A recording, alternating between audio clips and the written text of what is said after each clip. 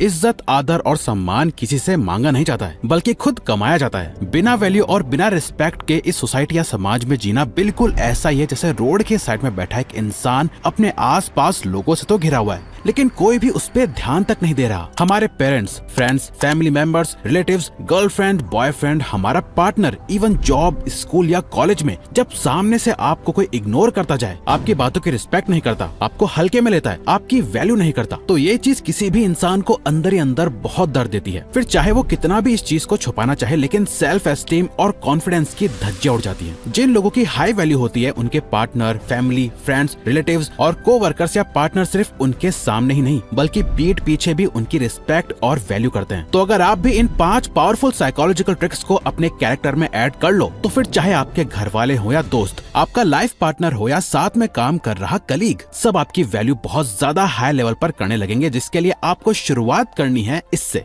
Number 1, become a person of value. लोग आपकी कितनी वैल्यू करेंगे ये आपकी सेल्फ एस्टीम से तय होता है। अच्छा, वेकअप सिड मूवी का ये सीन देखो, कैसे रणबीर कपूर की लो वैल्यू से हाई वैल्यू पर्सन बनने की जर्नी दिखाई है। तुम्हें दिखाई नहीं देता कि आज तुम एग्जाम में फेल हुए हो, कल जिंदगी में फेल होने वाले हो? नहीं दिखाई दे रहा। मेरा पहला पेचेक है आपके लिए। सेल्फ एस्टीम का मतलब ही ये होता है कि हम खुद को कैसे देखते हैं, हम खुद की कितनी वैल्यू करते हैं। ये हमारे खुद को लेकर ओपिनियंस और बिलीव्स पे बेस्ड होता है। आपकी जितनी ज्यादा सेल्फ एस्टीम होगी, अपने आसपास के लोगों के बीच आपकी उतनी ही ज्यादा अपने आप रिस्पेक्ट और हाई वैल्यू होगी। आपको कुछ करने की जरूरत ही नहीं होगी। लेकिन अफसोस, हम में से अधिकतर लोगों को बचपन से लेके बड़े होने तक इतनी बातें सुनने को मिलती है कि बड़े होते होते तो हमारी सेल्फ एस्टीम और कॉन्फिडेंस की धज्जियां उड़ चुकी होती है। तो फिर दूसरे हमारी क्या वैल्यू करेंगे जब हम खुद की ही हाई वैल्यू नहीं करते? दूसरों से पहले शुरुआत खुद से करो, क्योंकि जिसकी सेल्फ एस्टीम बहुत लो होती है वो लोग अपनी ही वैल्यू नहीं करते। वो कभी खुद से किए वादे पूरे नहीं करते। वो बोलते तो हैं कि मैं ये करूंगा, मैं वो करूंगा, लेकिन करते कुछ नहीं। और फिर पूरी फैमिली में या उनके आसपास के लोगों में उनका मजाक बन के रह जाता है। ये मेहनत नहीं करते, ये हमेशा दूसरों के लिए हाजिर और अवेलेबल रहते हैं। ऐसा दिखाते हैं सामने वाले को कि इन्हें उनकी बहुत ज्यादा जरूरत है, सामने वाले को इनकी नहीं। ये उसे इम्प्रेस करना चाहते हैं, खुश रखना चाहते हैं, उनकी लिस्ट में ये टॉप पे रहना चाहते हैं। तो बताओ कोई क्यों इनकी वैल्यू करेगा जब ये खुद की डेली लाइफ या खुद के टाइम की वैल्यू ही नहीं करते?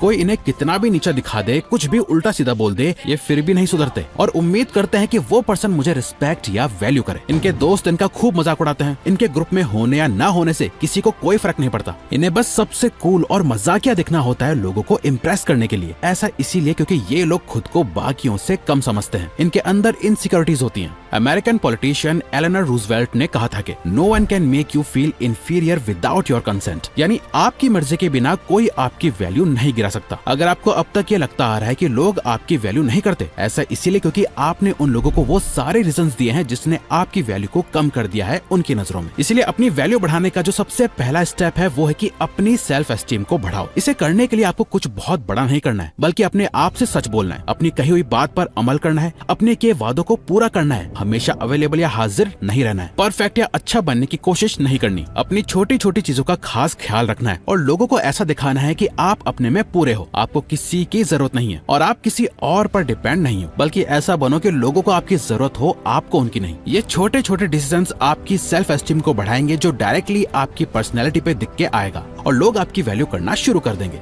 Number 2, don't allow yourself to be cut off. एक सबसे इम्पोर्टेंट चीज जो आपकी परसीव्ड वैल्यू को शो करती है वो ये है कि आप कैसे अपनी बात को प्रेजेंट करते हो। बहुत से लोग ये सोचते हैं कि बात करते टाइम अगर कोई और बोलने लगे तो पोलाइटली चुप होकर सामने वाले की बात सुनना एक अच्छा बिहेवियर है। तब लोगों को लिसन मोर टॉक लेस वाले कोट्स याद आने लगते हैं, जो कि इन अ वे सही है, लेकिन वो चीज यहाँ काम नहीं आती, क्योंकि ये और कुछ नहीं बल्कि उनकी वैल्यू को कम करता है। इससे वो ज्यादा अच्छे दिख के नहीं आते। जब लोग आपकी बात काट कर अपनी बात बोलने लगते हैं और आप चुपचाप सुनते रहते हो, तो ये दिखाता है कि आपको अपनी बात की वैल्यू कम और सामने वाले की ज्यादा है और सामने वाला भी आपको वैसे ही ट्रीट करता है। अब ये करने के 3 तरीके हैं। अब इस क्लिप में देखो कैसे ब्रैडली कूपर जेडन स्मिथ को बोलने ही नहीं दे रहे।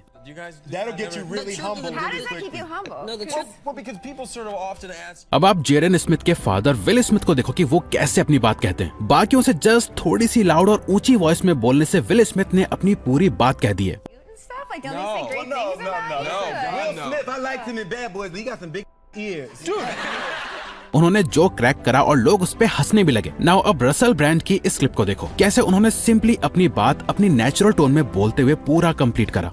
liked your program. Okay, no, but you we're- did ask to see No, I the did, books. and I You're liked a fellow English woman, so And I we felt do- obliged. एक और सबसे powerful तरीका है, अगली बार अगर कोई बीच conversation में आपकी बात काट कर कुछ कहने लगे तो कुछ मत करो, एकदम काम रहो, 1 सेकंड का पॉज लो और फिर कहो, मैं आई फिनिश, क्या मैं पहले अपनी बात पूरी खत्म कर लूं?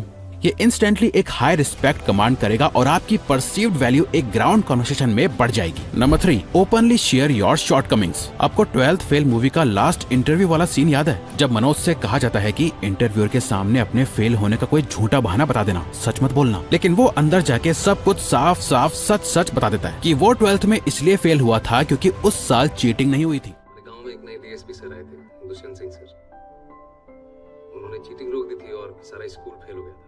अगर मनोज ने ये बात छुपा ली होती तो वो शायद कभी आईपीएस नहीं बन पाते। अगर आप इस fake it till you make it वाले कॉन्सेप्ट में बिलीव करते हो तो आप अपनी वैल्यू गिरवा रहे हो। लोगों को लगता है कि अगर वो अपनी कमियां छुपाएंगे तो वो ज्यादा अच्छे दिख के आएंगे। ऐसा नहीं है। जब भी आप अपनी कमियां छुपा रहे होते हो, सामने वाला उससे बहुत आसानी से पकड़ लेता है। लोगों को परफेक्शन नहीं चाहिए, कोई इंसान परफेक्ट नहीं होता और हर इंसान इस बात को बखूबी समझता है। लोग आपकी कमियों से आपको जज नहीं करते, वो आपको इस बात पे जज करते हैं कि आप अपनी कमियों को खुद कैसे देखते हो। इसका सबसे बड़ा एग्जाम्पल आपको गली बॉय मूवी के फाइनल रैप बैटल में बहुत क्लियरली देखने को मिलता है। कैसे सामने वाला उसकी गरीबी, उसके कपड़े, उसकी फाइनेंशियल कंडीशन की सच्चाई दिखा रहा होता है।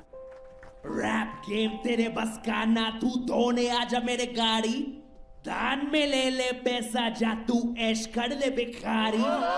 बट रणवीर सिंह का कैरेक्टर अपनी इन कमियों को छुपाता नहीं, बल्कि उसे प्राउडली एक्सेप्ट करता है।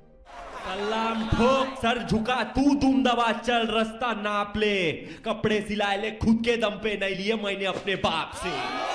अपने सच को एक्सेप्ट करना बहुत ही हिम्मत वाला काम है और वैल्यू उन्हीं की करी जाती है जिनमें सच एक्सेप्ट करने की हिम्मत होती है। Number 4, don't apologise just to avoid conflict. आपने ऐसे बहुत से लोगों को देखा होगा, या हो सकता है कि आप खुद भी ऐसे ही पर्सन हो जिसको बहस करना पसंद नहीं, जो ज्यादा किसी से लड़ता नहीं, और जहाँ बात आगे बढ़ रही होती है तो आप अच्छा ठीक है, मेरी ही गलती है, तुम सही हो, अब बात को खत्म करते हैं, ये बोल के लड़ाई खत्म करने की कोशिश करते हो। आपको क्या लगता है इससे क्या होता है? सामने वाले की नजर में आपकी रिस्पेक्ट बढ़ जाती है। वो ये सोचते हैं कि वाह, ये कितना अच्छा पर्सन है, इसने लड़ाई नहीं करी, इससे आपकी वैल्यू बढ़ गई। ऐसा कुछ नहीं होता। इनफैक्ट सामने वाला आपको और नीची नजरों से देखने लगता है, जिसके अंदर फाइटिंग स्पिरिट नहीं है, जो डरपोक है, कुछ भी कर दो। और थोड़ी सी बहस क्या हो गई, ये खुद अपनी गलती मानने लगेगा, जिसका लोग बहुत गलत फायदा उठाते हैं। बात बहस जीतने की नहीं है, अपने आप को सही साबित करने की भी नहीं है, बल्कि अपनी बात की वैल्यू को होल्ड करके रखने की है। सामने वाला आपसे अग्री नहीं कर रहा तो कोई बात नहीं, अपनी बात की वैल्यू कम मत करो। अगर आप बार बार ये करते रहे तो आपकी किसी बात की कोई वैल्यू नहीं करी जाएगी।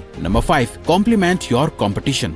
साइकोलॉजी में एक टर्म है स्पॉन्टेनियस ट्रेट ट्रांसफरेंस, जिसका मतलब ये होता है कि आप जिन वर्ड्स का यूज करके सामने वाले को डिस्क्राइब करते हो, वो उन्हीं वर्ड से आपको भी जज करता है। एक तरफ जब आप किसी के बारे में बुरा भला बोलते हो, ये साबित करने के लिए कि आप उनसे बेहतर हो, तो होता यह कि आप खुद के लिए एक नेगेटिव इमेज बना देते हो। इसीलिए लोग ऐसे लोगों की वैल्यू नहीं करते जो किसी वेटर या ड्राइवर से बदतमीजी से बात करते हैं, क्योंकि आपके उस बिहेवियर से आपकी ही पर्सनैलिटी दिख के आ रही होती है। जैसे कि आप इस एग्जाम्पल में देख सकते हैं। जॉर्डन पीटरसन, जो कि खुद बहुत ही हाईली रिलीजियस पर्सन है, वो एथिज्म के बारे में क्या कमेंट्स कर रहे हैं। Because you could say in some sense there's been 300, 400 years of brilliant scientists who've been doing nothing but laying the foundation for. जब भी आपके सामने कोई आपको किसी से कंपेयर करे तो अपने आप को उससे अलग मत दिखाओ, न ही सामने वाले में कोई कमियां गिनवाओ। जैसे फॉर एग्जांपल, आपकी फैमिली में आपके ही किसी कजन की अच्छी जॉब लग गई या पढ़ाई में वो अच्छा है, जिससे इनडायरेक्टली आपको कंपेयर करा जा रहा हो, तो ऐसे टाइम जब आप उसकी तारीफ करोगे कि हाँ वो मेहनत करता है, अच्छी बात है, I am very happy for him, ये आपकी वैल्यू को और बढ़ाएगा और आपके इन्हीं वर्ड से लोग आपको भी हार्ड वर्किंग पर्सन की तरह देखने लगेंगे, जो कि एक इनसिक्योर पर्सन नहीं है, जिसका कोई भी कॉन्फिडेंस या वैल्यू गिरा नहीं सकता है उसको किसी और से कंपेयर करके। तो अगर आपको ये वीडियो अच्छी लगी तो वीडियो को लाइक और चैनल को सब्सक्राइब करके हमें सपोर्ट करो और बेल नोटिफिकेशन ऑन कर लीजिएगा ताकि आप आने वाली वीडियोस मिस न कर पाओ। Thank you for watching.